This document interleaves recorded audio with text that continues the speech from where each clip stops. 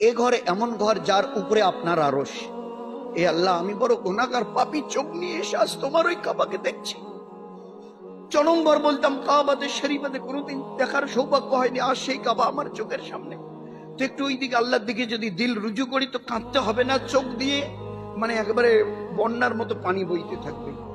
মাতাব বলা হয় কাবা শরীফের ওই যে প্ল্যাটফর্মটা, ওটাকে মাতাব বলা হয়। আমি এখানে মাতাবে এবারে সিঁড়ি ধরে নিচে নেমে এখানে দাঁড়িয়ে আছি, সামনে কাবা আমার। এইভাবে আস্তে করে ভালো করে দাঁড়িয়ে এইবারে চোখ তুলে তাকাই তো কাবা শরীফ আমার চোখের সামনে, আমি দেখতে পারবো। ওই সময় দিল খুব আল্লাহর দিকে রুজু করা। এ আল্লাহ, এই সেই কাবা যেখানে লক্ষ নবী, আদম আলাইহিস সালাম 1000 বার উনি হজ করেছেন। আদম আলাইহিস সালাম এই ঘরের তো প্রথম থেকে, সেই জামানা থেকে এই ঘর 1000 বার উনি হজ করেছিলেন আদম আলাইহিস সালাম।